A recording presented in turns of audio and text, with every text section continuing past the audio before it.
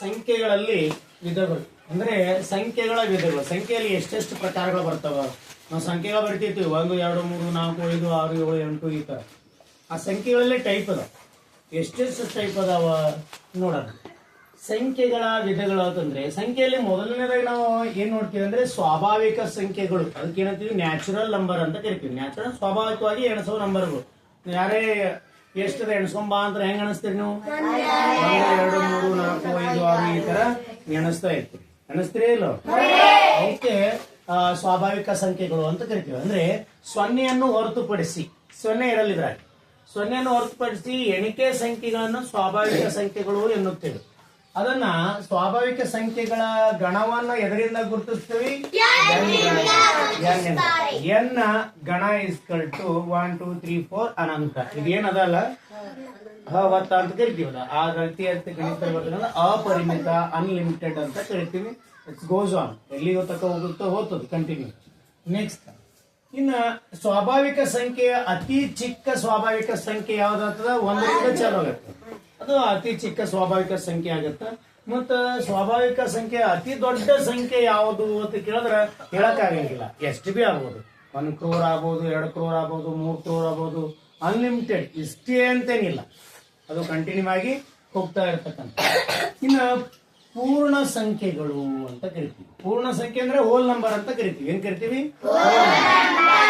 ಸೊನ್ನೆ ಹೊಂದಿರುವ ಸ್ವಾಭಾವಿಕ ಸಂಖ್ಯೆಗಳನ್ನ ಪೂರ್ಣ ಸಂಖ್ಯೆ ಎಂದು ಕರಿತೀವಿ. ನೋಡ್ರಿ, ಇಲ್ಲಿ ಸ್ವಾಭಾವಿಕ ಸಂಖ್ಯೆ ಪೂರ್ಣ ಸಂಖ್ಯೆ ಅಂತ ಕರಿತೀವಿ. ಸ್ವಾಭಾವಿಕ ಸಂಖ್ಯೆ ಮತ್ತು ಪೂರ್ಣ ಸಂಖ್ಯೆ ಇರೋ ವ್ಯತ್ಯಾಸ ಇಷ್ಟೇ. ಇಲ್ಲಿ 0 ಅದ, ಇಲ್ಲಿ 0 ಇಲ್ಲ.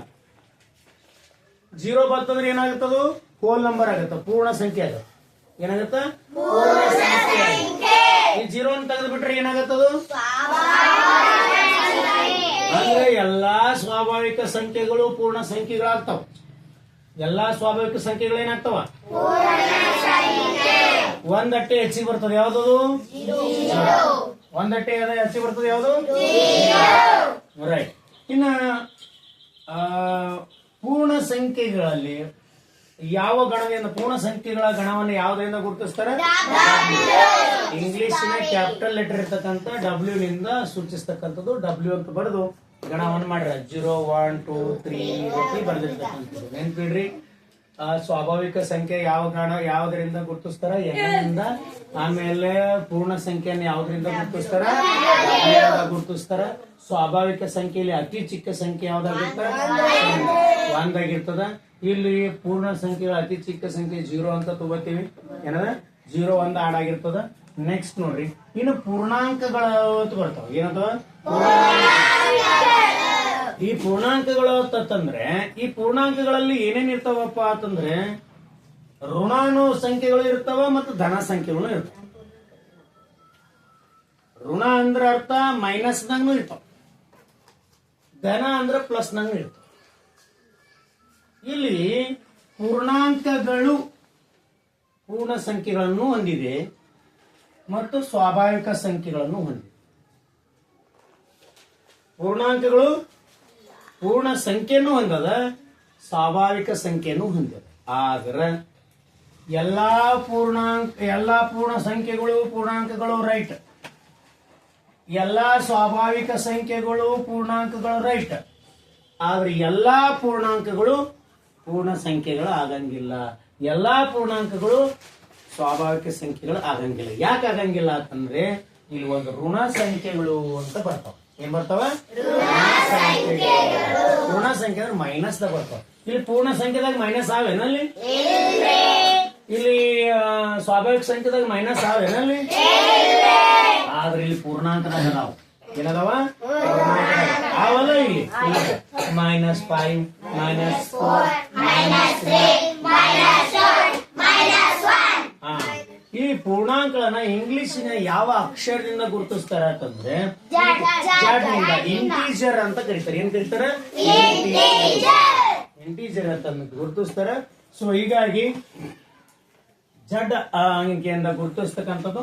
ಪ್ರಶ್ನೆ ನಿಮಗೆ ಕೇಳಬಹುದು, ಎಲ್ಲಾ ಪೂರ್ಣಾಂಕಗಳು ಎಲ್ಲಾ ಸ್ವಾಭಾವಿಕ ಸಂಖ್ಯೆಗಳು ಪೂರ್ಣಾಂಕಗಳು ಆಗುತ್ತವೋ ಇಲ್ಲೋ? ಆಗ್ತವೆ. ಯಾಕಂದ್ರೆ ಯಾವಲ್ಲ 1 2 3 ಇವೆಲ್ಲವೂ ಪೂರ್ಣಾಂಕಗಳಾಗ ಬರ್ತಾವ. ಪೂರ್ಣ ಸಂಖ್ಯೆಗಳು ಪೂರ್ಣಾಂಕಗಳದಾಗನೇ ಬರ್ತಾವ. ಆದ್ರೆ ಇವು ಅಟ್ಟು ಎಲ್ಲ ಇದ್ರಾಗ ಬರಲ್ಲ. ಯಾಕೆ ಬರಲ್ಲ ಅಂತಂದ್ರೆ ಇವು ಬರಲ್ಲ ನೋಡಿ. ಇವು ಅವ ಏನದ್ರಾಗ ಇಲ್ಲಿಂದ ಎಲ್ಲ ಬರ್ತಾವ. ಅಂದ್ರೆ ಪೂರ್ಣಾಂಕಗಳಾಗಬೇಕಾದ್ರೆ ಪೂರ್ಣ ಸಂಖ್ಯೆನೂ ಬೇಕು, ಸ್ವಾಭಾವಿಕ ಸಂಖ್ಯೆನೂ ಬೇಕು. ಆದ್ರೆ ಎಲ್ಲಾ ಪೂರ್ಣಾಂಕಗಳು ಪೂರ್ಣ ಸಂಖ್ಯೆಗಳಾಗಂಗಿಲ್ಲ, ಎಲ್ಲಾ ಪೂರ್ಣಾಂಕಗಳು ಎಲ್ಲಾ ಸ್ವಾಭಾವಿಕ ಸಂಖ್ಯೆಗಳಾಗಂಗಿಲ್ಲ. ಇವು ಅಷ್ಟು ಪೂರ್ಣಾಂಕದಾಗ ಬರ್ತಾವ, ಇವು ಅಷ್ಟು ಪೂರ್ಣಾಂಕದಂಗ ಬರ್ತಾವ. ಅರ್ಥ ಆಗಿದೇನಿಲ್ಲ? ಸೊ ಆ ಪ್ರಶ್ನೆಗಳು ಕೇಳಿದಾಗ ಕರೆಕ್ಟ್ ಆಗಿ ನೀವು ಓದಿ ಉತ್ತರ ಹಾಕಿದ್ರಿ ಅಂದ್ರೆ ನಿಮ್ಗೆ ಮಾರ್ಕ್ಸ್ ಸಿಗ್ತದೆ. ಇಲ್ಲ ನೀವು ಕನ್ಫ್ಯೂಷನ್ ಮಾಡ್ಕೊಂಡ್ರೆ ಪೂರ್ಣಾಂಕಗಳಂತಂದ್ರೆ ಇಟ್ಟೇ ನೆನ್ಪಡ್ರಿ, ಋಣ ಮತ್ತು ಧನ ಸಂಖ್ಯೆಗಳು ಎರಡು ಇರ್ತಾವ. ಋಣ ಅಂದ್ರೆ ಮೈನಸ್ ಸಂಖ್ಯೆಗಳು, ಧನ ಅಂದ್ರೆ ಪ್ಲಸ್ ಸಂಖ್ಯೆ. ಎಲ್ಲವೂ ಎದುರಾಗಿರ್ತಾವ, ಪೂರ್ಣಾಂಕದಾಗಿರ್ತಾವ. ಪೂರ್ಣಾಂಕಗಳು ಅಂತ ಕರಿತಾವ. ಇಲ್ಲಿ ನೋಡ್ರಿ, ಪೂರ್ಣಾಂಕಗಳು ಇಂಗ್ಲಿಷ್ನ ಯಾವ ಅಕ್ಷರದಿಂದ ಗುರುತಿಸ್ತಾರೆ? ಜಡ್ ಅಕ್ಷರದಿಂದ. ನೋಡ್ರಿ, ಅಪರಿಮಿತ ಸ್ಟಾರ್ಟಿಂಗ್ ಅದ. ಮತ್ತೆ ಇಲ್ಲಿ ಋಣ ಸಂಖ್ಯೆಗಳು ಎಷ್ಟು ಇರಬಹುದು ಅಂತ ಕೇಳಬಹುದು. ಋಣ ಸಂಖ್ಯೆಗಳು ಅಂದ್ರೆ ಮೈನಸ್ ಇರ್ತಕ್ಕಂಥ ಎಷ್ಟಿರ್ತಾವ? ಅಪರಿಮಿತನೇ. ಇನ್ನೊಂದು ಪ್ರಶ್ನೆ ಕೇಳ್ತಾರೆ, ಈ ಋಣ ಸಂಖ್ಯೆಗಳಲ್ಲಿ ಅತಿ ದೊಡ್ಡ ಸಂಖ್ಯೆ ಯಾವುದು ಅಂತ. ಅತಿ ದೊಡ್ಡ ಸಂಖ್ಯೆ ಅಂದ್ರ -1 ಋಣ. ನೆನ್ಪಿಡ್ರಿ, -1 ಧನ ಅಲ್ಲ. ಋಣ ಸಂಖ್ಯೆಗಳಲ್ಲಿ ಅತಿ ದೊಡ್ಡ ಸಂಖ್ಯೆ ಯಾವುದು ಅಂದ್ರೆ -1. ಆಮೇಲೆ ಅತಿ ಚಿಕ್ಕ ಸಂಖ್ಯೆ, ನಿಮ್ ಬಾಳ ಸಂಖ್ಯೆ ಇರ್ತಾರೆ, ಕನ್ಫ್ಯೂಷನ್ ಆಗ್ತಿರ್ತಾವ. ನಿಮ್ಗೆ ಏನ್ ಕನ್ಫ್ಯೂಷನ್ ಆಗ್ತಾವ? ಪೂರ್ಣಾಂಕಗಳಲ್ಲಿ ಧನ ಸಂಖ್ಯೆಗಳ ಅತಿ ದೊಡ್ಡ ಸಂಖ್ಯೆ ಯಾವುದು ಅಂತಂದ್ರೆ ನೀವು ಗಬಕ್ಕನೆ ಅಪರಿಮಿತ ಅಂತಂದ್ರೆ ಅಂದ್ರೆ ತಪ್ಪಾಯ್ತು. ಹೆಂಗ ಮೈನಸ್ ತಾಕೋತ ಸಣ್ಣ ಹಾಕೋತ, -1 ದೊಡ್ಡದು, -2 ಅತಿ ಸಣ್ಣದು, -3 ಅತಿ ಸಣ್ಣ, -4 ಅತಿ ಸಣ್ಣ, -5 ಅತಿ ಸಣ್ಣ. ಹೆಂಗ್ ಹೋಗ್ತಾವ ಅಟ್ಟು ಏನಾಗ್ತಾವ? ಸಣ್ಣ. ನಿಮ್ ಪ್ರಶ್ನೆ ಕೇಳ್ಬೋದು, ಸರ್ ಹೆಂಗ್ ಸಣ್ಣ ಆಗ್ತಾವ್ರಿ? ಅಟ್ಟು ಕಳಿಬೇಕಲ್ಲ, ಹೌದೇನು? ನಿಮ್ ಬಳಿ ₹1 ಇಲ್ಲ ಅಂತ ತಿಳ್ಕೊಳ್ರಿ. ಯಾರ ಕಡೆಯಿಂದರೆ ₹1 ತಗೊಂಡ್ರಿ ಅಂದ್ರೆ ನಿಮ್ ಬಳಿ ರೊಕ್ಕ ಹೆಚ್ಚಾದೋ ಕಮ್ಮದು? ಕಮ್ಮ ಆತ. ಯಾಕಂದ್ರೆ ನಿಮ್ ಬಳಿ ₹1 ಮತ್ತೊಬ್ಬ ಕಡೆಯಿಂದ ತಗೊಂಡ್ರೆ ಹೊಳೆ ಕೊಡ್ಬೇಕಾ ಬೇಡ? ಈಗ ನಾನು ₹1 ಒಬ್ಬರ ಕಡೆಯಿಂದ ತಗೊಂಡಿನಪ್ಪ, ಇವ ತಗೊಂಡಿಲ್ಲ, ನನಗೂ ₹2 ನಾನು ದುಡ್ದ ₹2 ಬಂದು, ಇವನು ದುಡ್ದ ₹2 ಬಂದು, ನನ್ನ ಬಂದು ₹2ದಾಗ ನನ್ಗೆ ಅದೇನು ಯಾಕಾಗ್ಲಿಲ್ಲ ಹೇಳು? ಒಬ್ಬರಿಂದ ತಗೊಂಡಿನಿ ನಾನು, ಅವನಿಗೆ ₹1 ಒಳಗೆ ಕೊಡ್ಬೇಕೇ ಇಲ್ಲ? ಅವಾಗ ಎಷ್ಟು ಉಳ್ದು ನನ್ ಬಲಿ? ಇವನು ಯಾರ ಕಡೆಯಿಂದ ತಗೊಂಡಿಲ್ಲ, ಇವನಿಗೆ ಎಷ್ಟು ಬಂದಿವು? ₹2 ಬಂದಿವು, ಹೌದಲ್ಲ? ಅವನ ಬಲ್ಲಿ ₹2 ಉಳ್ದು ಏನಿಲ್ಲ. ಹಾಗಾದ್ರೆ ಹೆಚ್ಚು ಯಾರ ಬಲಿ ಅವ ದುಡ್ಡು? ಇನ್ನೊಬ್ಬನ ಬಲ್ಲಿ ಅದಾವ. ಅವ ಯಾರಿಗ ಕಡೆಯಿಂದ ತಗೊಂಡಿಲ್ಲ ಅಂದ್ರೆ ಎಲ್ಲಿ ಕಳ್ಕೊಂಡಿಲ್ಲ. ಅವನು ಹೆಂಗ ಕಳೀತಿಯಲ್ಲ ಹಂಗ ಕಡಿಮೆ ಹಾಕೋತ. ಇವ ಯಾರ ಕಡೆ ಬೆಳಿಲ್ಲ. ಈಗ ನೋಡ್ರಿ, ಇವನಿಗೆ ₹2 ಬಂದವ, ಇನ್ನೊಬ್ಬನಿಗೂ ₹2 ಬಂದವ ಅಂತ ತಿಳ್ಕೊಳ್ರಿ, ಹೌದಾ? ಒಂದ್ ಸಿಂಪಲ್, ಇಲ್ಲಿ ಒಬ್ಬನಿಗೆ ₹2 ದುಡ್ದಾನ, ಇವನು ₹2 ದುಡ್ದಾನ, ಇಬ್ರು ₹2 ದುಡ್ದಾರ. ಆದ್ರೆ ಇವ ಏನ್ ಮಾಡಣ, ಇನ್ನೊಬ್ಬನ ಕಡೆಯಿಂದ ಎಷ್ಟು ತಗೊಂಡನವ? ಇದ್ರಾಗ ₹1 ಕೊಡ್ಬೇಕಲ್ಲ ಅವನಿಗೆ. ಅವಾಗ -1 ಮಾಡ್ಬೇಕಾಗುತ್ತೆ, ಹೌದನಿಲ್ಲ? -1 ಮಾಡಿದ್ರೆ ಇವನ್ ಬಲ್ಲಿ ಎಷ್ಟು ಉಳ್ದು? ಹಾಗಾದ್ರೆ ರೊಕ್ಕ ಯಾರ ಬಲ್ಲಿ ಹೆಚ್ಚದವು? ಅದಕ್ಕಲೆ ಎಲ್ಲ ಇದಕ್ಕೆಲ್ಲ ಏನಂತಾರ ತಂತ್ರ ಅಂದ್ರೆ ಋಣ ಅಂತ ಕರೀತಾರೆ. ಏನಂತಾರ? ಋಣ. ಅಥವಾ ಇಲ್ಲಿ ಏನಂತಾರ ಅಂದ್ರೆ ಮೈನಸ್ ಅಂತಾನು ಕರೀತಾರೆ. ಹೆಂಗ ಮೈನಸ್ ಸಂಖ್ಯೆಗಳು ಹೆಚ್ಚಾಗತ್ ನೋಡಕ್ಕ 5 ಅದ, ಆದ್ರೆ ಏನದ? ಮೈನಸ್ ಕಳದಾವ್. ಏನದವ? ನಾವು ಕಳ್ಯಾವು ಅಂತ ಕರಿತೀವಿ, ಗೊತ್ತೇನು? ಕಳ್ಯಾವು ಅಂದ್ರೆ ವ್ಯವಕಲನ ಅಂತ ಕರಿತೀವಿ. ಏನ್ ಸಂಕಲನ ಅಂತ ಕರಿತೀವಿ? ವ್ಯವಕಲನ ಅಂತೇಳಿ ಗಣಿತ ಬುಕ್ದಾಗ ಬರೆದ್ರೆ ನಾವು ಆಡು ಭಾಷೆಯಲ್ಲಿ ಹೇಳ್ತೀವಿ ಕಳ್ಯಾವು. ಏನ್ ಕರಿತೀವಿ? ಅಂದ್ರ ಹೋಗ್ಯಾವು. ಎಷ್ಟು ಹೋಗ್ಯಾವ? -1 ಹೋಗ್ಯದ, -2 ಹೋಗ್ಯದ, -3 ಹೋಗ್ಯದ,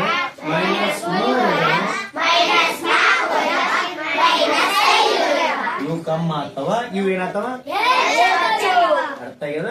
ಈ ಪ್ರಶ್ನೆ ಕೇಳ್ತಾರ, ಪೂರ್ಣಾಂಕಗಳಲ್ಲಿ ಧನ ಸಂಖ್ಯೆಗಳ ಅತಿ ದೊಡ್ಡ ಸಂಖ್ಯೆ ಯಾವುದು ಅಂತಂದ್ರೆ ಋಣ ಸಂಖ್ಯೆ. ಅತಿ ದೊಡ್ಡ ಸಂಖ್ಯೆ ಒಂದಲ್ಲ, ಬರೇ ಒಂದಲ್ಲ, ಯಾವೊಂದದು? ಇನ್ನ ಪೂರ್ಣಾಂಕಗಳಲ್ಲಿ ಅಥವಾ ಪೂರ್ಣ ಸಂಖ್ಯೆಗಳಲ್ಲಿ ಅಥವಾ ಸ್ವಾಭಾವಿಕ ಸಂಖ್ಯೆಗಳಲ್ಲಿ ನೋಡಿ, ಸ್ವಾಭಾವಿಕ ಸಂಖ್ಯೆ ಅತಿ ಚಿಕ್ಕ ಸಂಖ್ಯೆ 1 ಆಗ್ಯದ. ಪೂರ್ಣ ಸಂಖ್ಯೆಗಳಲ್ಲಿ ಅತಿ ಚಿಕ್ಕ ಸಂಖ್ಯೆ 0 ಅದ. ಹೌದಾ? ನೆಕ್ಸ್ಟ್ ಪೂರ್ಣಾಂಕಗಳಲ್ಲಿ ಅತಿ ಚಿಕ್ಕ ಸಂಖ್ಯೆ ಅತಿ ಚಿಕ್ಕ ಸಂಖ್ಯೆ ಋಣ ಸಂಖ್ಯೆ ಕೇಳಿಲ್ಲ, ಎರಡೂ ಕೂಡ ಕೇಳ. ಪೂರ್ಣಾಂಕಗಳಲ್ಲಿ ಅತಿ ಚಿಕ್ಕ ಸಂಖ್ಯೆ 0ನೇ. ಯಾಕೆ ಇಲ್ಲಿಂದ ಸ್ಟಾರ್ಟ್, ಇಲ್ಲಿಂದ ಈ ಕಡೆ, ಇಲ್ಲಿಂದ ಈ ಕಡೆ. ಹೌದಾ? ಇಲ್ಲಿ 0 ಅನ್ನೋದಕ್ಕಿಂತ 2 ಪ್ರಶ್ನೆ ಕೇಳ್ತಾರೆ. ಪೂರ್ಣ ಸಂಖ್ಯೆಗಳಲ್ಲಿ ಅತಿ ಚಿಕ್ಕ ಸಂಖ್ಯೆ 1, ಋಣ ಸಂಖ್ಯೆಗಳಲ್ಲಿ ಅತಿ ದೊಡ್ಡ ಸಂಖ್ಯೆ ಕೇಳ್ತಾರೆ. ಚಿಕ್ಕ ಸಂಖ್ಯೆ ಅಲ್ಲ, ಯಾಕೆ ಚಿಕ್ಕ ಸಂಖ್ಯೆ ಅಪರಿಮಿತ ಇರ್ತದೆ. ನೆಕ್ಸ್ಟ್ ದೊಡ್ಡ ಸಂಖ್ಯೆ ಯಾವುದು? -1. ಅಂದ್ರೆ ಅತಿ ಚಿಕ್ಕ ಧನ ಪೂರ್ಣಾಂಕ ಯಾವುದು ಅಂದ್ರೆ 1, ಅತಿ ದೊಡ್ಡ ಧನ ಪೂರ್ಣಾಂಕ ಅಂದ್ರೆ ಅಪರಿಮಿತ, ಅತಿ ದೊಡ್ಡ ಋಣ ಪೂರ್ಣಾಂಕ ಅಂತಂದ್ರೆ -1. ಬರೇ ಒಂದಲ್ಲ, ಏನದು? -1. ಏನದು?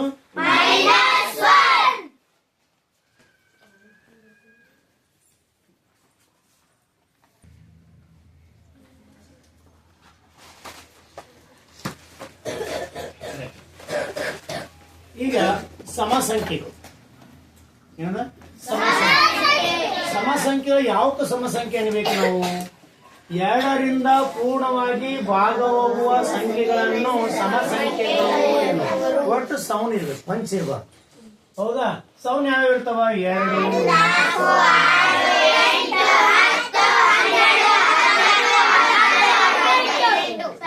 ರೈಟ್. ಇವು ಏನದ? ಸಮಸಂಖ್ಯೆಗಳು. ಇಲ್ಲಿ ಒಂದು ಪ್ಯಾಟರ್ನ್ ಫಾಲೋ ಆಗಿದೆ.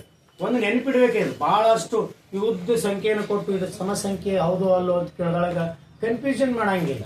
ಇಲ್ಲೇನೇ ನೋಡ್ರಿ, 2 ಬಂದದ, 4 ಬಂದದ, 6 ಬಂದದ, 8 ಬಂದದ, 0 ಅದ. ಕೊನೆ ಸಂಖ್ಯೆ ನೋಡ್ರಿ. ಆಮೇಲೆ 2 ಬಂದದ, ಅದ್ರ 2, ಆಮೇಲೆ 8 ಬಂದದ, ಆಮೇಲೆ 20 ಬರ್ತದ. ಹೌದಾ? 0 ಬತ್ತ. ಇಲ್ಲಿ ಒಂದು ಕಾಮನ್ ಆಗಿರ್ತಕ್ಕಂಥ ಒಂದು ಪ್ಯಾಟರ್ನ್ ಫಾಲೋ ಹಾಕೋತ ಹೋಗ್ಯದ. ಏನು? 0, 2, 4, 6, 8 ಅಗೇನ್ 0 ಮಾತ್ರ. ಅಂದ್ರೆ ಇಲ್ಲಿ ಏನದ? ಒಂದು ಕಾಮನ್ ರಿಪೀಟೆಡ್ ಆಗ್ಯದ. ಅವು ಯಾವ್ಯಾವು ಅಂದ್ರೆ 0, 2, 4, 6, 8. ಎಟ್ಟಾಗ ದೊಡ್ಡ ಸಂಖ್ಯೆ ಕೊಡಲಕ್ಕವ ಆ ಸಂಖ್ಯೆ ಕೊನೆಗೆ 0 ಇತ್ತು ಅಂದ್ರೆ ಅದು ಸಮಸಂಖ್ಯೆ. ಆ ಸಂಖ್ಯೆ ಕೊನೆಗೆ 2 ಇತ್ತು ಅಂದ್ರೆ ಅದೇನ್ ತಿಳ್ಕೋಬೇಕು? ಸಮಸಂಖ್ಯೆ. ಆ ಸಂಖ್ಯೆ ಕೊನೆಗೆ 4 ಇತ್ತು ಅಂದ್ರೆ, 6 ಇತ್ತು ಅಂದ್ರೆ, 8 ಇತ್ತು ಅಂದ್ರೆ ಯಾವ್ದೋ ನಂಬರ್ ಕೊಡ್ತಾರಪ್ಪ. ಇಲ್ಲಿ ಸುಮ್ ಅಂದಾಜ್ ಒಂದ್ ಬರ್ತೀನಿ ನೋಡ್ರಿ. 8, 4, 3, 2, 0. ಇದು ಸಮಸಂಖ್ಯೆ ಹೌದು ಅಲ್ಲೋ ಅಂತ ಹಿಂಗ್ ಗುರುತಿಸ್ಬೇಕು ಅಂದ್ರೆ ಸಿಂಪಲ್ ಆಗಿ ಕೊನೆಯ ಸಂಖ್ಯೆ ಅಟ್ಟೆ ನೋಡೋದು. ನಮ್ಗೆ ಕೊನೆ ಸಂಖ್ಯೆಯಲ್ಲಿ ಯಾವೇನಿಲ್ಲ, ಅದು ಯಾವ್ಯಾವ ಇರ್ಬೇಕಾಗಿತ್ತು? ಕೊನೆಗೆ ಇಲ್ಲಿ 0 ಇದ್ರೆ ಸಮಸಂಖ್ಯೆ, 2 ಇದ್ರೆ, 4 ಇದ್ರೆ, 6 ಇದ್ರೆ, 8 ಇದ್ರೆ, ಇವು 4, 1, 2, 3, 4 ಇವು 5 ಇಲ್ಲ. ಬೇರೆ ಯಾವ ಇದು ಅಂದ್ರೆ ಬೆಸ ಸಂಖ್ಯೆ. ಅವೇನದ? ಆಯ್ತಾ? ಈಗ ಗೊತ್ತಾಯ್ತು ಸಮಸಂಖ್ಯೆ ಹೆಂಗ್ ಗುರುತಿಸ್ಬೇಕಂದ್ರೆ ಅವ್ರ ಸಂಖ್ಯೆ ಕೊಡ್ಲಕ್ಕ, ಇಷ್ಟುದ್ದು ಕೊಡಲಕ್ಕ ಕೊಟ್ಟ ಬಳಕ ಕೊನೆಗೆ ಏನ್ ಬಂದ ನೋಡ್ಬೇಕು. 0 ಬತ್ತು ಅಂದ್ರೆ ಸಮಸಂಖ್ಯೆ, 2 ಬತ್ತು ಅಂದ್ರೆ, 4 ಬತ್ತು ಅಂದ್ರೆ, 6 ಬತ್ತು ಅಂದ್ರೆ, 12 ಬತ್ತು ಅಂದ್ರೆ, 12 ಕೊಡ್ಲಿ, 14 ಕೊಡ್ಲಿ, 16, 28. ನಾವು ಮೊದಲ ಲಾಸ್ಟಿನ ಒಂದೇ ಡಿಜಿಟ್ ಸಂಖ್ಯೆಯನ್ನ ನೋಡ್ಬೇಕು, ಅದು ಸಮಸಂಖ್ಯೆ. ನೋಡ್ರಿ, ಸಮಸಂಖ್ಯೆ ಮತ್ತು ಬೆಸ ಸಂಖ್ಯೆ ಬಹಳ ಏನು ವ್ಯತ್ಯಾಸ ಇಲ್ಲ. 0 ಇಂದ 0, 1, 2, 3, 4, 5, 6, 7, 8, 9 ಇಷ್ಟು ಸಂಖ್ಯೆಗಳು 10 ಅಂದ್ರೆ ಮಾತಿದೆ ಬರ್ತದೆ. ಇವೇನ್ ಮಾಡ್ಯಾರ? ಇದು ಒಂದು ಇವತ್ತು ಸಮಸಂಖ್ಯೆ ಅಂತ ತಗೊಂಡು ಇನ್ನು ಕೆಳಗೆ ಉಳ್ದವ್ ನೋಡಿಲಿ. 1 ಉಳ್ದದ, 3 ಉಳ್ದದ, 5 ಉಳ್ದದ, 7 ಉಳ್ದದ, 9 ಉಳ್ದ. ಇವೆಲ್ಲ ಏನೋ 0 to 9 ನಂಬರ್ ಗೊತ್ತಿತ್ತು ಅಂತಂದ್ರೆ ಅದ್ರಾಗ ಸಮಸಂಖ್ಯೆ ಯಾವ, ಬೆಸ ಸಂಖ್ಯೆ. ಇವೆಲ್ಲ 0 ಹೋಯ್ತು, 2 ಹೋಯ್ತು, 4 ಹೋಯ್ತು, 6 ಹೋಯ್ತು, 8 ಹೋಯ್ತು. ಮುಂದೆ ಉಳಿದ್ರಲ್ಲಿ 1, 3, 5 ಮತ್ತ ಮಗನ 1, 3, 5, 7, 9 ಇವು ಬೆಸ ಸಂಖ್ಯೆ. ನೋಡಿ ಬೆಸ ಸಂಖ್ಯೆಗಳು ಅಂತಂದ್ರೆ ಎರಡರಿಂದ ಪೂರ್ಣವಾಗಿ ಭಾಗ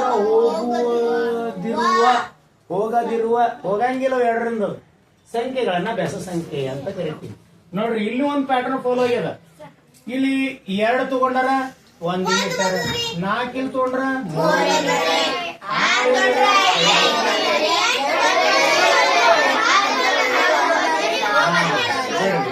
ಇಲ್ಲಿ ನೋಡ್ರಿ 1 3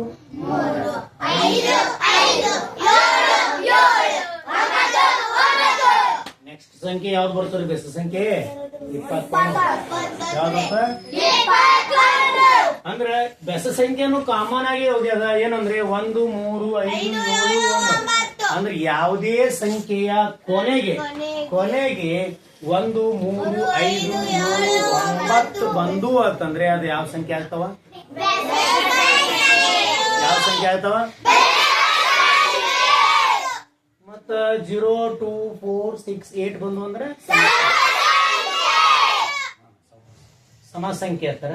ಇವು 1 3 5 7 9 ಬಂದ್ರೆ ಬೆಸ ಸಂಖ್ಯೆಗಳು ಅಂತ ಕರೀತಾರೆ. ಇಲ್ಲಿ ಇನ್ನೊಂದು ಕ್ವಶನ್ ಕೇಳ್ತಾರ, ಅತಿ ಚಿಕ್ಕ ಸಮ ಸಂಖ್ಯೆ ಯಾವ್ದ್ರಿ?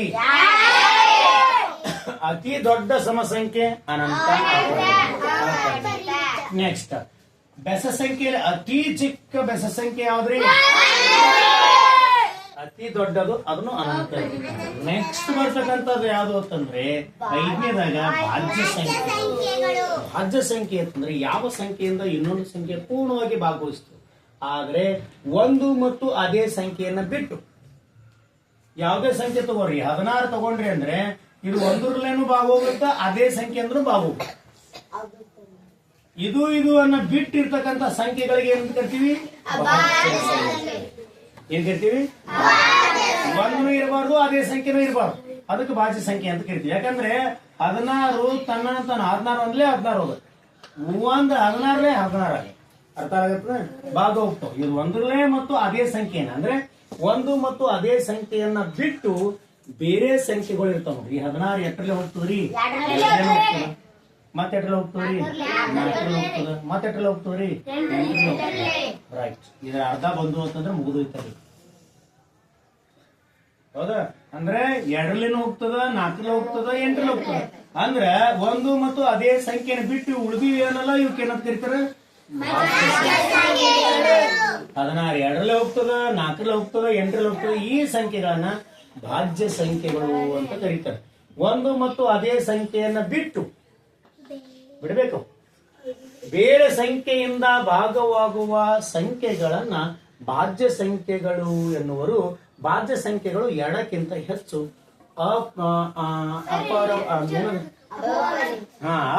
ಅಪವರ್ತನಗಳು ಇರ್ತವೆ. ಏನಂತವ? ಅಪವರ್ತನಗಳು ಅಂತಂದ್ರೆ ಯಾಯ ಮಗ್ಗಿಯಿಂದ ಹೋಗ್ತದೆ. ಇದು 2ರ ಮಗ್ಗಿಯಿಂದ ಹೋಗ್ತದೆ, 4ರ ಮಗ್ಗಿ ಅಂತ ಆ ಯಾವ್ಯಾವ ಸಂಖ್ಯೆಯಿಂದ ಹೋಗ್ತದಲ್ಲ ಅದಕ್ಕೆ ಅಪವರ್ತನಗಳು ಅಂತ ಕರೀತಾರೆ. ರೈಟ್. ಇಲ್ಲಿ ಅತಿ ಚಿಕ್ಕ ಭಾಜ್ಯ ಸಂಖ್ಯೆ ಯಾವುದು ಅಂದ್ರೆ 2. ಯಾಕಂದ್ರೆ 2ರಿಂದ ಚಾಲು. 1 ತಗೊಂಡ್ರೆ ಅಂದ್ರೆ ಅದೇ ಸಂಖ್ಯೆಯಿಂದ ಭಾಗ ಹೋಗ್ತದೆ, 1 ಎಲ್ಲದಕ್ಕೂ ಭಾಗ ಹೋಗ್ತದೆ.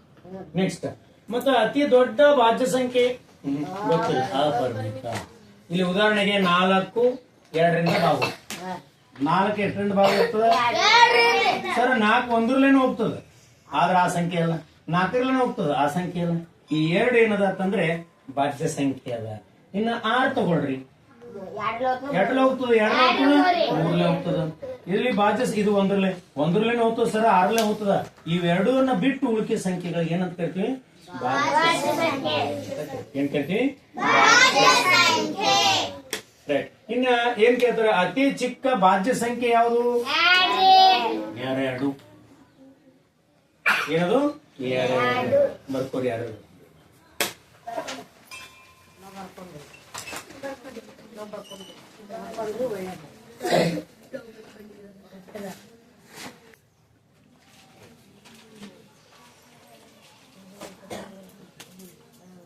ಇನ್ನ ಅವಿಭಾಜ್ಯ ಸಂಖ್ಯೆಗಳು. ಅವಿಭಾಜ್ಯ ಸಂಖ್ಯೆಗಳು ಅಂದ್ರೆ ಭಾಗ ಹೋಗಲಾರದು. ಇದರಿಂದ ಭಾಗ 1 ಮತ್ತು ಅದೇ ಸಂಖ್ಯೆಯನ್ನು ಬಿಟ್ಟು ಬೇರೆ ಸಂಖ್ಯೆಯಿಂದ ಭಾಗ ಹೋಗದ ಸಂಖ್ಯೆಗಳು. ಒಂದರಿಂದ ಭಾಗ ಹೋಗ್ಬೇಕು, ಇಲ್ಲ ಅದೇ ಸಂಖ್ಯೆಯಿಂದ ಭಾಗ ಹೋಗ್ಬೇಕು. ಅಂತ ಸಂಖ್ಯೆಗಳಿಗೆ ಅವಿಭಾಜ್ಯ ಸಂಖ್ಯೆಗಳು ಅಂತ ಕರಿತೀವಿ. ಅವಿಭಾಜ್ಯ ಸಂಖ್ಯೆಗಳ ಕೇವಲ 2 ಅಪವರ್ತನಗಳನ್ನು ಮಾತ್ರ ಹೊಂದಿರ್ತವೆ. 2 ಅಪವರ್ತನ ಯಾವುದು? ಒಂದು ಇಲ್ಲ ಅದೇ ಸಂಖ್ಯೆ. ಈ 2 ಅಪವರ್ತನ ಬಿಟ್ಟು ಮತ್ತೊಂದು ಯಾವುದೂ ಇಲ್ಲ. ಇನ್ನ ಅತಿ ಚಿಕ್ಕ ಅವಿಭಾಜ್ಯ ಸಂಖ್ಯೆ ಯಾವುದು ಅಂತಂದ್ರೆ 2. ಆಮೇಲೆ ಇನ್ನೊಂದು ಒಂದೇ ಒಂದು ಸಮಸಂಖ್ಯೆ ಅವಿಭಾಜ್ಯ ಸಂಖ್ಯೆ ಇದೆ. ಉಳಿಕೆಲ್ಲ ಬೆಸ ಸಂಖ್ಯೆಗಳು. ಒಂದೇ ಒಂದು ಸಂಖ್ಯೆ ಸಮಸಂಖ್ಯೆ ಅದ, ಅದು ಅವಿಭಾಜ್ಯ ಸಂಖ್ಯೆ, ಅದು 2. ಇದು ಸಮಸಂಖ್ಯೆ, ಇದು ಅವಿಭಾಜ್ಯ ಸಂಖ್ಯೆ. ಉಳಿಕೆಲ್ಲ ಬೆಸ ಸಂಖ್ಯೆಗಳಿದಾವ. ಅಂದ್ರ 3 1ರಲ್ಲಿ ಹೋಗ್ತದಿಲ್ಲ, 3ರಲ್ಲಿ ಹೋಗ್ತದೆ. 5 1ರಲ್ಲಿ ಹೋಗ್ತದೆ, 5ರಲ್ಲಿ ಹೋಗ್ತದೆ. 7 11 13 ಮತ್ತೆ ಯಾವ್ದ್ರ ಹೋಗ್ತದೆ ನೋಡ್ರಿ ನೋಡ ಇರಲ್ಲ. 17 ಮತ್ತ 19. ಇನ್ನ ಅತಿ ದೊಡ್ಡ 2 ಸಂಖ್ಯೆಯ ಅವಿಭಾಜ್ಯ ಸಂಖ್ಯೆ ಯಾವುದು? 97. ಅತಿ ದೊಡ್ಡ 2 ಅಂಕಿಯ ಅವಿಭಾಜ್ಯ ಸಂಖ್ಯೆ ಯಾವುದು ಅಂದ್ರೆ? ಯಾಕಂದ್ರೆ ಇದು ಪ್ರಶ್ನೆ ಕೇಳ್ತಾರ, ಬಹಳ ಸಲ ಇದೇ ಪ್ರಶ್ನೆ ಕೇಳ್ಯಾರ.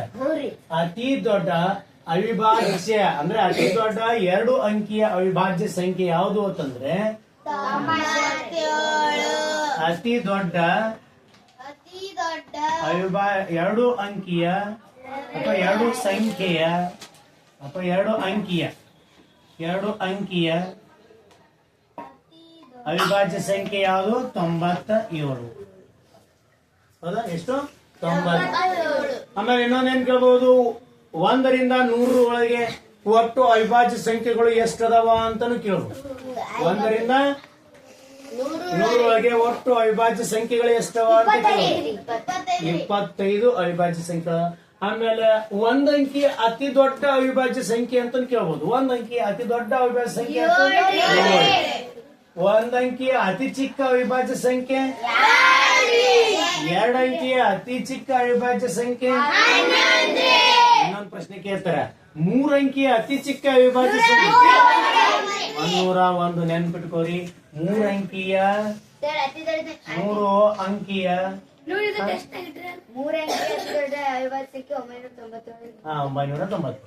ಅತಿ ದೊಡ್ಡ ಅತಿ ಚಿಕ್ಕ ಅವಿಭಾಜ್ಯ ಸಂಖ್ಯೆ 101. ಆಮೇಲೆ ಇನ್ನೊಂದು ಅವಿಭಾಜ್ಯ ಸಂಖ್ಯೆಯ ಏಕೈಕ ಸಮ ಸಂಖ್ಯೆ 2. ಅಂದ್ರೆ ಇದ್ರ ಮೇಲೆನೆ ಬಹಳಷ್ಟು ಪ್ರಶ್ನೆಗಳು ಕೇಳುವ ಸಾಧ್ಯತೆ ಇರ್ತಾವ. ಅಂದ್ರೆ ಇದಿಷ್ಟು ಗೊತ್ತಾಯ್ತು ಅಂದ್ರೆ ನಿಮ್ಗ ಒಂದರೆ ಕೇಳಿದ್ರು ಅಂದ್ರೆ ಅವಿಭಾಜ್ಯ ಸಂಖ್ಯೆ ಅತಿ ಚಿಕ್ಕ ಅವಿಭಾಜ್ಯ ಸಂಖ್ಯೆ 2. ಅವಿಭಾಜ್ಯ ಸಂಖ್ಯೆಯಲ್ಲಿ ಒಂದೇ ಒಂದು ಸಮ ಸಂಖ್ಯೆ ಯಾವುದು? 2. 1 ಅಂಕಿಯ ಅತಿ ದೊಡ್ಡ ಅವಿಭಾಜ್ಯ ಸಂಖ್ಯೆ ಎಷ್ಟು? 7. 2 ಅಂಕಿಯ ಅತಿ ಚಿಕ್ಕ ಅವಿಭಾಜ್ಯ ಸಂಖ್ಯೆ, 2 ಅಂಕಿಯ ಅತಿ ದೊಡ್ಡ ಅವಿಭಾಜ್ಯ ಸಂಖ್ಯೆ, ಅತಿ ಚಿಕ್ಕ ಅವಿಭಾಜ್ಯ ಸಂಖ್ಯೆ 2 ಆಗ್ಬೇಕು. ಅಲ್ಲಿ 2 ಅರ್ಥ ಆಯ್ತು. ಈಗ ಇನ್ನ 1 ಏನ್ರಿ ಅಂತಂದ್ರೆ ಇದು ಭಾಜ್ಯ ಸಂಖ್ಯೆನೂ ಅಲ್ಲ, ಅವಿಭಾಜ್ಯ ಸಂಖ್ಯೆ. ನೆಕ್ಸ್ಟ್ ವರ್ಗ ಸಂಖ್ಯೆಗಳು. ವರ್ಗ ಅಂದ್ರೆ ಒಂದು ಸಂಖ್ಯೆಯನ್ನ 2 ಬಾರಿ ಗುಣಿಸುದು. ನೋಡ್ರಿ, ಒಂದು ಸಂಖ್ಯೆಯನ್ನ 2 ಬಾರಿ ಇಟ್ಟು ಗುಣಾಕಾರ ಮಾಡ್ಕೊಂಡ್ರಿ ಅಂದ್ರೆ ಅದು ವರ್ಗ ಸಂಖ್ಯೆ ಬರ್ತದೆ. ಹೌದಾ? ಈಗ ನೋಡ್ರಿ, ವರ್ಗ ಇದು ಸಂಖ್ಯೆ. ವರ್ಗ ಸಂಖ್ಯೆಯನ್ನ ಹೆಂಗ್ ಬರಿಬೇಕು ಅಂತಂದ್ರೆ 1ರ ವರ್ಗ. 1ರ ವರ್ಗ 1 ಹೆಂಗಂದ್ರೆ 1 ಗುಂಡ್ಲೆ 1. ಯಾವುದೇ ಸಂಖ್ಯೆ ಕೇಳಲೈತೆ ಅವರು ಅದ್ರ ವರ್ಗ ತೆಗಿಯತ್ತಂದ್ರೆ ನೋಡ ಸ್ವಲ್ಪ. ಒಂದು ಸಂಖ್ಯೆಯ ಯಾವುದೇ ಸಂಖ್ಯೆ ಕೊಡ್ಲಿ, ಆ ಸಂಖ್ಯೆ ವರ್ಗ ಅಂದ್ರೆ ಮ್ಯಾಲ ಸ್ಕ್ವೇರ್ ಅಂತ ಇಟ್ಕೊಬೇಕು. ಸ್ಕ್ವೇರ್ ಅಂತ 1ರ ವರ್ಗ 1 ಗುಂಡ್ಲೆ 1 ಇಸ್ಕೊಂಡ್ರೆ ಏಟಾಗ್ತದ? ಇನ್ನು 2 2 3 3 ಇದನ್ನ ಬರೀ ಜಾಗನಾಗ ಏನ್ ಮಾಡ್ತಾರೆ? 3 ಸ್ಕ್ವೇರ್ ಅಂತ ಬರೀತಾರೆ, ಅಥವಾ 3ರ ವರ್ಗ ಅಂತ ಕರೀತಾರೆ. 4ರ ವರ್ಗ, 5ರ ವರ್ಗ, 6ರ ವರ್ಗ, 7ರ ವರ್ಗ, 8ರ ವರ್ಗ, 9ರ ವರ್ಗ. ಈ ತರ ವರ್ಗ ಕೊಟ್ಟಾಗ ನೀವ್ ಏನು ಮಾಡೋವಾಗಿಲ್ಲ, ತಲೆ ಕೆಡಿಸ್ಬೋದು. ಎಷ್ಟು ಕೊಟ್ರ ಯಾವ ಸಂಖ್ಯೆ ಬೇಸದಲ್ಲ, ಇದು ಯಾವ್ದು ಸಂಖ್ಯೆ ಕೊಟ್ರಲ್ಲ ಅದೇ ಸಂಖ್ಯೆನ 2 ಸಲ ಇಡೋದು. ಇಲ್ಲಿ 6 ಎಷ್ಟು ಸಲ ಅದ? 7 ಎಷ್ಟು ಸಲ ಅದ? 8 ಎಷ್ಟು ಸಲ ಅದ? 9 ಎಷ್ಟು ಸಲ ಅದ? ಯಾವ ಸಂಖ್ಯೆ ಕೊಟ್ಟಿರ್ತಾರ ಆ ಸಂಖ್ಯೆ ವರ್ಗ ಏನಂತಂದ್ರೆ ಆ ಸಂಖ್ಯೆನ 2 ಬಾರಿ ಬರೋದಕ್ಕೆ ಗುಣಾಕಾರ ಮಾಡ್ಕೊಂಡ್ಬಿಡ. ಸರ್ ಸಪೋಸ್ ನಮ್ಗೆ 60 ವರ್ಗ ಕೊಟ್ಟಿರು ಅಂತಂದ್ರೆ ಏನ್ ಮಾಡ್ಬೇಕು? 60 ಗುಂಡ್ಲೆ 60 ನಮಗ್ ಗುಣಾಕಾರ ಮಾಡೋದು ಸೊನ್ನೆ ತಕೊಂಡ್ ಬಿಡೋದು 6 2 ಕೇಳಿಲ್ಲ 6 36 ಅವ್ 2 ಸೊನ್ನೆವ 2 ಸೊನ್ನೆ 3 60 ವರ್ಗ 3600 ಅಂದ್ರು ಓದೋ ಸಂಖ್ಯೆ ನೋಡಿ ಹೆಂಗದ 3600 3600 ಅವ ಏನ್ ಮಾಡ್ಯಾನ ಇಲ್ಲಿ 2 ಭಾಗವನ್ನ ಮಾಡ್ಕೊಂಡ.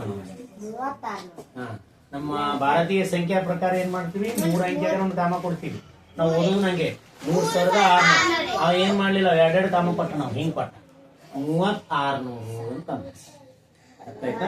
ಏನು ವ್ಯತ್ಯಾಸ ಇಲ್ಲ ಬಟ್ ಸಂಖ್ಯಾ ಪದ್ಧತಿಯನ್ನ ನಾವು ಫಾಲೋ ಮಾಡ್ಕೊಂಡ್ವಿ ಅಂದ್ರೆ ಇದು ನೆಕ್ಸ್ಟ್ ಚಾಪ್ಟರ್ ಬರ್ತದೆ ಸಂಖ್ಯಾ ಪದ್ಧತಿ ಅದು ಗೊತ್ತೈತಿ. ಈಗ ಯಾವುದೇ ಸಂಖ್ಯೆ ಕೊಡ್ಲಿಕ್ಕಾದ್ರೂ ವರ್ಗ ಕೇಳೋತಂದ್ರೆ ಆ ಸಂಖ್ಯೆ ಮೇಲೆ 2 ಇಟ್ಕೊಂಡು 2 ಸಲ ನೀವು ಗುಣಾಕಾರ ಮಾಡಿದ್ರೆ ಎಂತ ಸಂಖ್ಯೆ ಅನ್ನೋ ಕೇಳ್ತದೆ. ಇಲ್ಲಿ ನಾವು 1ರಿಂದ ಎಲ್ಲಿ ತಕ ಬರ್ದಿದೀವಿ ನಾವು? ಓಕೆ 1ರ ವರ್ಗ ಎಷ್ಟು?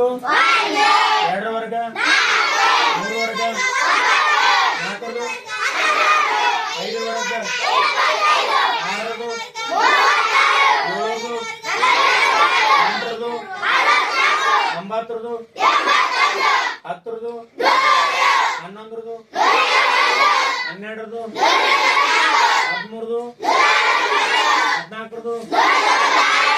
15ರದು 16ರದು 17ರದು 18ರದು 19ರದು 20ರದು. ಈಗ ನೋಡೋಣ ಏನು 30 ತನಕ ನೋಡೋಣ. ಈಗ ಬರ್ದ್ರಿ ಈಗ ವೆರಿ ಗುಡ್. ಸುಮ್ಮನೆ ಹೇಳ್ತಾವ್ರು ನೋಡ ಹೆಂಗಾಗ್ತದ. 29 ಯಾರು 400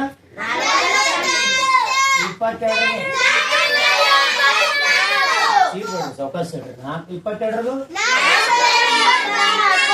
ಒಬ್ರು 484 23ರದು 24ರದು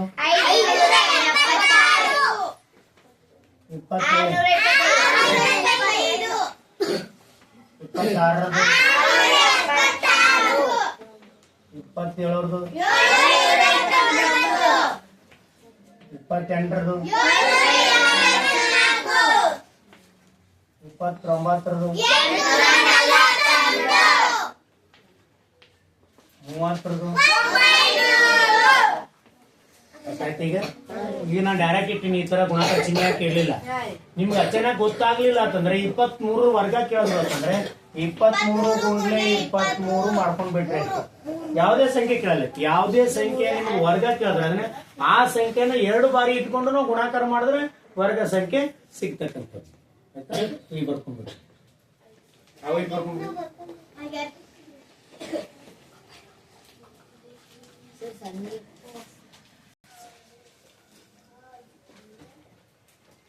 ರೈಟ್.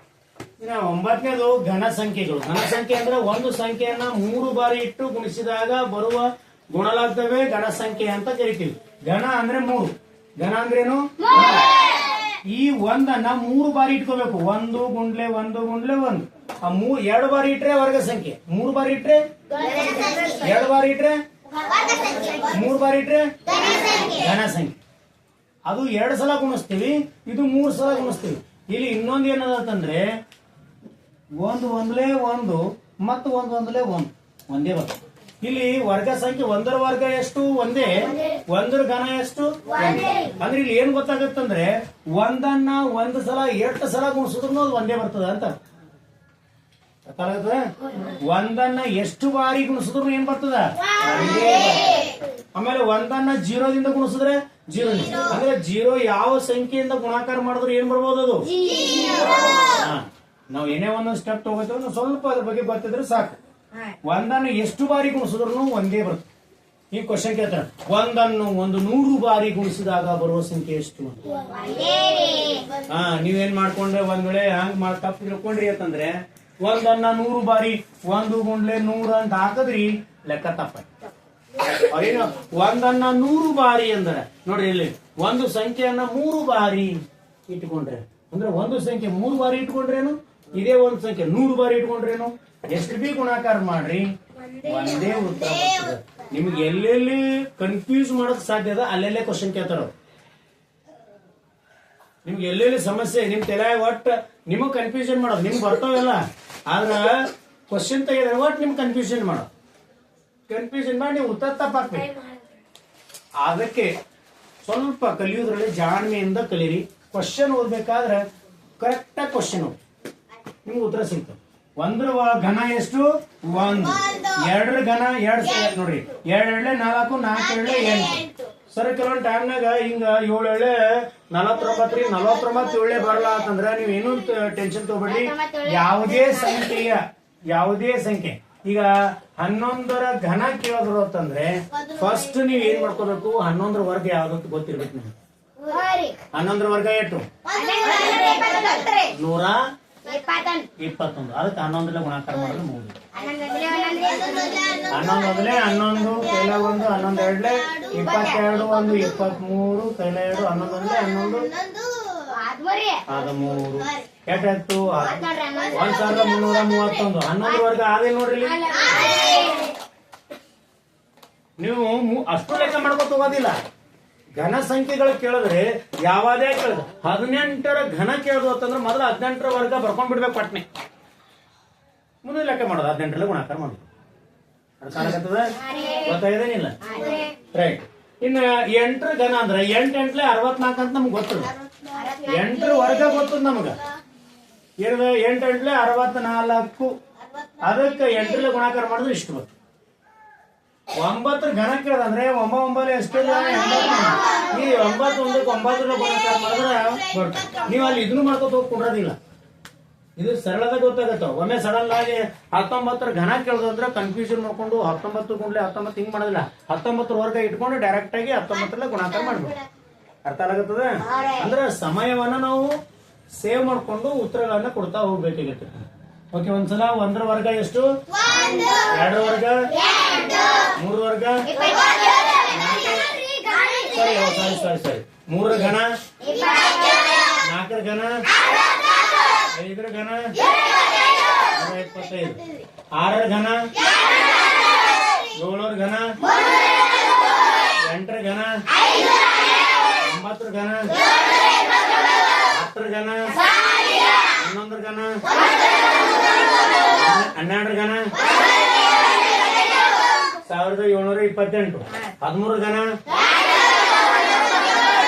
14ರ ಘನ,